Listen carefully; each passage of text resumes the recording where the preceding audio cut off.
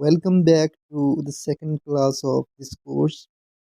In the previous class, we talked about world organizations, that why states made organizations, and what were those factors that compelled states to join hands. And in addition to these things, we also discussed that why we need regional organizations when we have global organizations to solve the global problems. So, in today's lecture, I'll talk about you know that why uh, how basically shift occur, how empire changes into the nation state system, and how nation state system basically forced people to interact with each other, and then uh, with the result of these interactions, people faces different problems, and then those problems basically forced states join hands, solve the common problems, to achieve the common objectives. Then I'll talk about the major developments that led the establishment of League of Nations. In these major developments, I'll discuss three major developments which have very concrete role in the formation of organizations, world organizations. First of all, I'll discuss the Concert of Europe 1815, which was the very first international meeting at that time. Secondly, I'll talk about the Hague system of conferences, which first major conference of Hague system was held in 1899 and second was in 1907. After discussing these two major developments, then I'll throw some light on the third major development, which was the public international unions, the role of international unions, right? Private international unions that compelled governments to join hands together to achieve their objectives, common objectives, mutual objectives. So let's start the today's video. In start, we did not have organizations in past. As I told you earlier that in past we have empires, and in empires there is no interaction between the empires. The reason is that many reasons, but as the empires disintegrated into different states, and the emergence of a new concept in the field of international relations, which is known as the nation state system. With the emergence of this system, people start interacting with each other, and they don't face such interactions before that time, because before they have empires and they don't know how to interact with each other. When you don't know how to interact with each other, what face, you face problems, and these problems vary from region to region, from person to person, and from time to time as well. So these problems need some solutions, and one cannot provide the solutions of each and every problem. Different regions have different problems, different people have different mind setup, different regions have different nature of problems.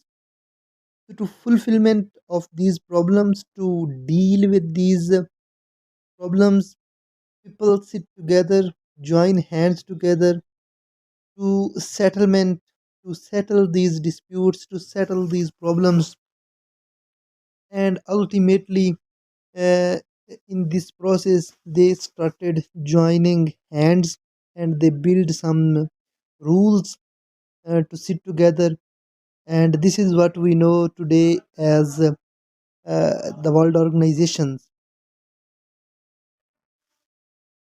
Let's talk about the first major development in the history of international organizations, which was the Concert of Europe 1815, which is also known as Congress of Vienna, Conference of Vienna 1815. It was the very first international meeting in which people of different nation states sit together for what? For peace, to settle their disputes through peaceful means. They sit together to maintain the balance of power in Europe. The most important thing about this development is that it is confined to Europe only. There was a lack of universality in it. Concert of Europe deal with only Europe. They don't knew the problems of other regions. It is, you know, confined to Europe. It is, uh, some kind of limitations in this concert, but it has its own prestige. It has its own, glory. In 1855, in 1815, Europeans sit together to devise an amicable solution of European problems. You know, it was first time when big powers like Russia, Prussia, Austria, UK sit together to find some peaceful solution. They felt that war is not the only mean to achieve peace. We can use other peaceful means like diplomacy to mm, resolve our disputes. Another important thing about the Concert of Europe is that it served as model for later organizations such as League of Nations in 1920 and the United Nations Organization of 1945. Although a Concert of Europe, it was very limited to Europe, but it has its own value. It gave the roadmap for further developments, for further achievements in this regard. So, what were the results that Concert of Europe achieved at that time? Another important point before going into in discussing the results, some argue that big powers of Europe sit together in the Concert of Europe to maintain their status quo because they think that we would control whole Europe through this. And it was a debatable argument, but we will discuss in our upcoming videos as well this aspect. So let's talk about the results of Concert of Europe, which is very important. First of all, after the Concert of Europe, what we achieve, what we see change in the system of diplomacy. Before the Concert of Europe, there was bilateral diplomacy, bilateral negotiations,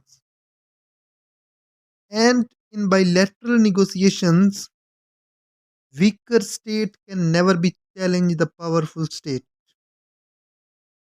It means in the law of jungle, what we have only one rule, that is might is right. But after the Concert of Europe, when bilateral negotiations failed to provide an amicable solution of the European problems, they felt that there should be an alternative of bilateral negotiations. They sit together and after discussing their problems, they came to know that there should be conference diplomacy. There should be multilateral diplomacy through which we achieve peace, through which we settle our disputes. So, Concert of Europe basically gave a sense of conference diplomacy rather than bilateral diplomacy. It was the first achievement of this Concert of Europe, which uh, later on gave the path for further developments of different organizations. Then, second result of this Concert of Europe, in this concert, major powers emerged as self appointed guardians. It means they are not elected by others, they are self appointed, which is undemocratic practice. You know, there were four major powers in Europe at that time: UK, Russia, Prussia, Austria. So, some said that they maintained their status quo. Yes, we must understand the hard realities of international system. You cannot rely on only one reality because there can never be single reality. Reality is always subjective. It depends which lens you use, depends what is your worldview. So it subjectivities are always there.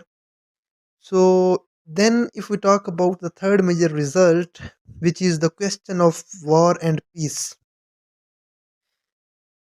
When you need peace, you find peace when there was conflict, when there was a dispute, war. But if we look at Europe after Napoleon Wars, there was already peace. Then why people sit together for peace when there was already peace?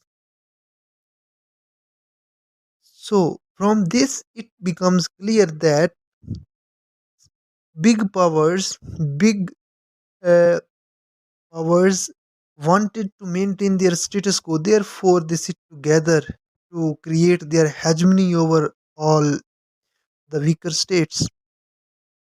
So, this is something that we need to understand that are realities of international system. Fourth result of this concert was there was a change in psychology after the concert of Europe. Before the concert of Europe, people thought war is the only way to achieve peace. After this, after the concert of Europe, there was a psychological change in the minds of people. People started thinking that no, there could be an alternative of war. We can sit together and use diplomatic practice to settle our disputes. They started thinking peaceful settlements of their disputes rather than war. So this is something we have to understand that Concert of Europe is not a complete failure. It have its own value, its own significance. Yes, it is true that it not solve all the problems, but it's the reality that no single uh, development uh, solve all the problems, but it has its own prestige. It gave different concepts. It changed the people's psychology, changed the achievement of peace. It gave new ways to achieve peace. It gave new way of diplomacy. It talked about conference diplomacy rather than bilateral diplomacy. This is all about the concert of Europe. Let's talk about the second major development, which was Hague system of conferences. Developments like the Concert of Europe 1815 failed to build proper structural function but successful to produce awareness. Concert of Europe fail इसलिए था क्योंकि उससे हमें कोई structure नहीं मिला, कोई हमें ऑर्गेनाइजेशन मटेरियल फॉर्म में नहीं मिली. They just talked about that there should be something. But in the Hague system of conferences, we achieve some universality in its approach. Hague system, Hague conferences held at the eve of 19th century. First major conference of Hague system was held in 1899. Second was in 1907. In the Hague system of conferences, first time we see the concept of neutrality. Previously, in the Concert of Europe, we give we saw give and take policy. We had policy of compromise. We don't know the term neutrality at that time, but later on, Hague system developed another term that you could be neutral because sometimes you have to neutral, sometimes you don't want to engage. So it is very important characteristic of Hague system that it provide you the concept of neutrality. Hague conferences played important role in the establishment of international organizations rather than the Concert of Europe. Concert of Europe भी अहम है, important है, लेकिन Hague conferences ने इसी developments को ज़्यादा तेज़ किया, इसको बूस्ट अप किया. Main thing in the Hague conferences is universality, which was missing in the Concert of Europe. In the Concert of Europe, we have five nations versus 45 states in the Hague system of conferences. 45 states, and today I think we have 51 states. In 1945, we have 51 states at that time, if I am not wrong. But you can see the universal approach in 1907 in the second Hague system. It was believed that world had achieved its first General Assembly in 1907. So you can, imagine the value of this conference. Let's talk about the achievements of Hague system of conferences. Universality rather than focusing on only on Europe. In uh, Concert of Europe was confined only on Europe. Then second achievement of Hague system was defining the international boundaries because it was very important to draw borders between the states, and it was not uh, you know it was not uh,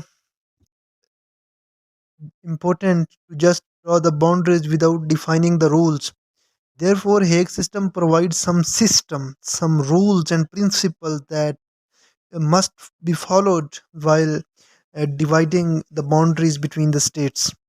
And they draw boundaries on the basis of culture, population, local scene. Fourthly, it was a day of victory for small states. Before this, smaller states uh,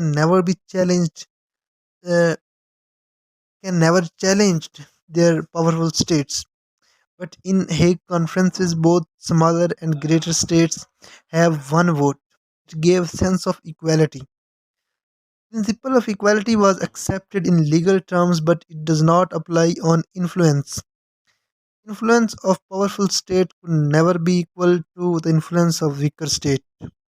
In Hague system, we have principle of equality, but it doesn't mean the principle equality in the influence. If you have power, you have influence, and your influence can never be challenged by a weaker state. Let's talk about the results of the Hague system of conferences. Powerful states said that we don't need such balance. This so called equality is not equality, it is intoxication. So, how one can balance powerful and weaker state? It's not good for mighty powers. सो इसलिए world war 1 में major powers ने कहा था आप होते कौन है हमें रोकने वाले, ठीक है। ये सिस्टम तो बन गया था लेकिन जब पावरफुल स्टेट्स को पता चला कि हमारा और वीक स्टेट का वोट बराबर हो गया है, तो then they realise that who are you to stop us, and they said that it's not equality, it's intoxication.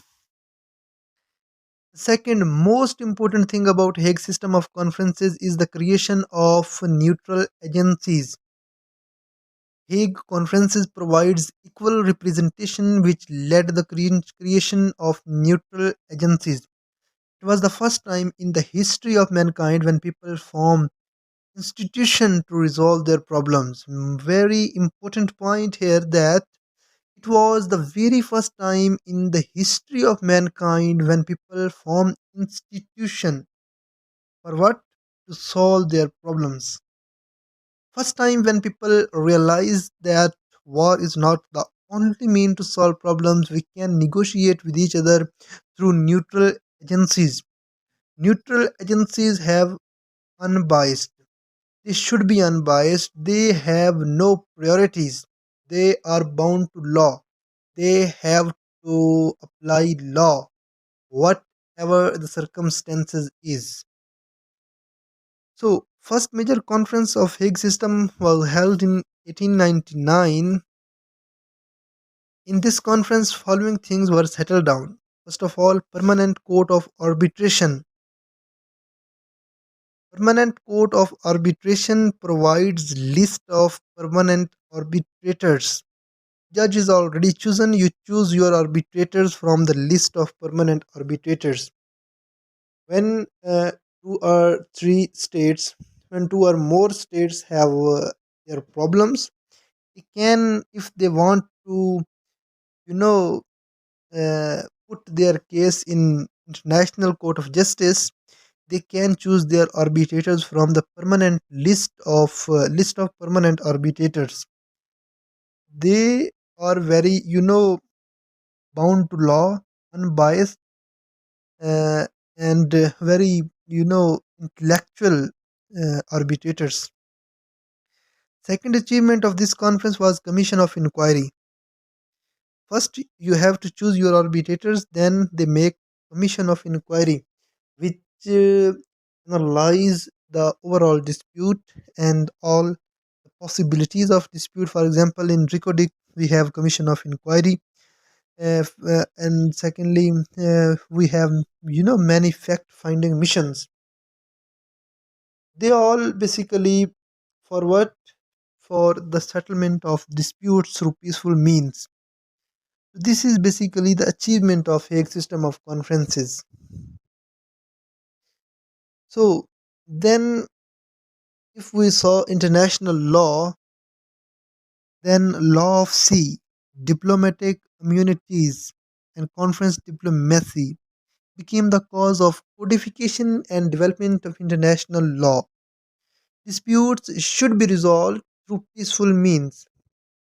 Here arose a question that what is meant by codification of international law?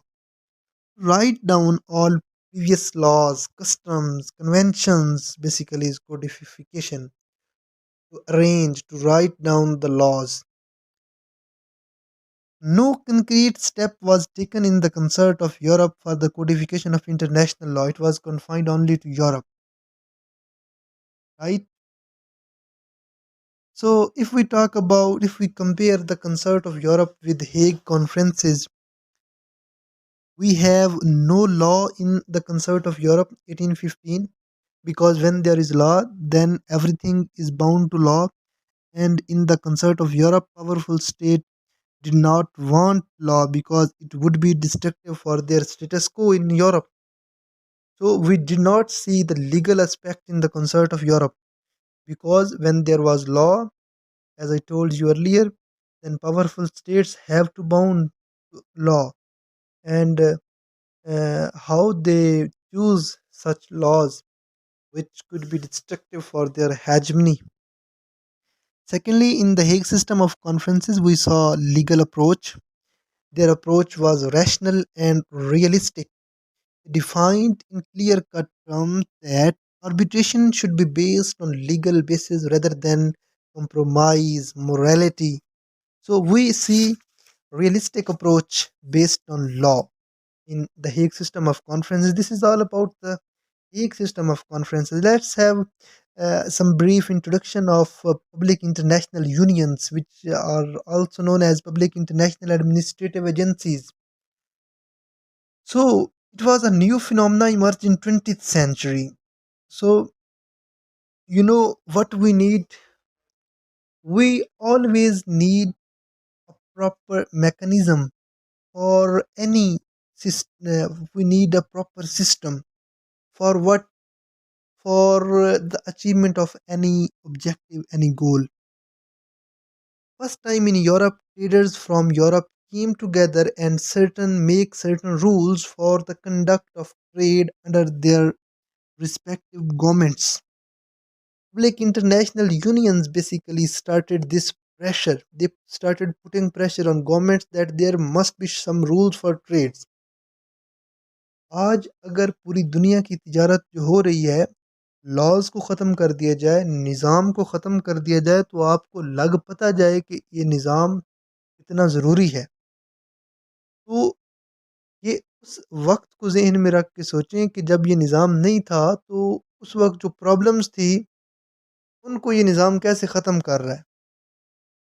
So these public international unions provide you a guarantee because they regularize their work according to their contract with state. I mean, they are working under a proper mechanism through a proper contract with state. For example आपने किसी को कोई TCS करना है, आज दुनिया में जितने निज़ाम हैं, चाहे वो पब्लिक पोस्टल यूनियन है, इंटरनेशनल टेलीग्राफिक यूनिट है, इंस्टीट्यूट ऑफ एग्रीकल्चर है, international bureau of ways and measures है, तो ये जितने सिस्टम बने हुए हैं हर एक में एक प्रॉपर मैकेनिज्म है। और जो पब्लिक इंटरनेशनल यूनियंस हैं जो गवर्नमेंट के अंडर आती हैं, वो गवर्नमेंट के साथ एक कॉन्ट्रैक्ट के तहत अपना प्रोसेस को रेगुलराइज करती है। इसी तरह प्राइवेट यूनियंस भी एक प्रोसेस होता है, एक कॉन्ट्रैक्ट होता है जिसके तहत वो काम कर रही होती हैं। So the emergence of public international unions is not innovation, it is adaptation. Basically, if there is no check and balance or accountability over world trade, it ends immediately. और ये इनोवेशन इसलिए नहीं है क्योंकि हाँ, ज़रूरियात की वजह से ये ईजाद हुई है। ज़रूरियात ने मजबूर किया है कि हम ये तरीका इख्तियार कर लें। ये कोई ईजाद नहीं है, इनोवेशन नहीं है, it's adoption. Let's conclude our whole discussion. Lecture काफ़ी लेंथी हो गया है।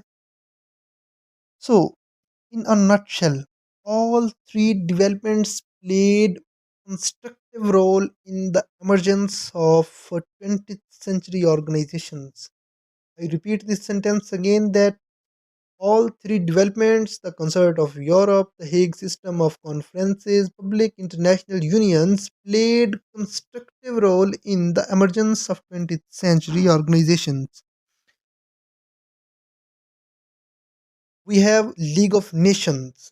And World War One became the immediate cause of League of Nations. There could be many other causes, but the immediate cause of the emergence of the establishment of League of Nations was World War One. Similarly, World War Two became the immediate cause of United Nations organizations. Destructions of Napoleon Wars became the cause of concert of Europe of 1815. Immediate cause. There could be many other reasons.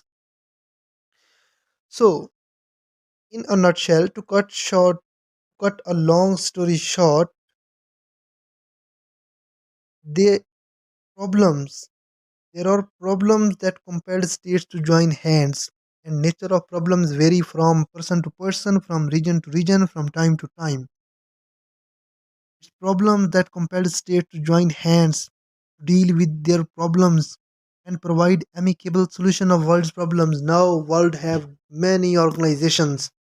We have political organizations, economic organizations, and as the nature of problems evolve, the nature of organizations also evolved with the passage of time, because modern problems require modern solutions, and we have to uh, join hands according to the nature of problems.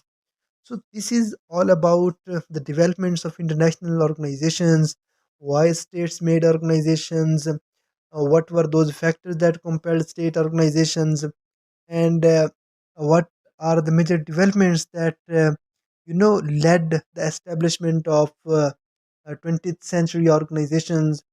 So this is all about today's lecture.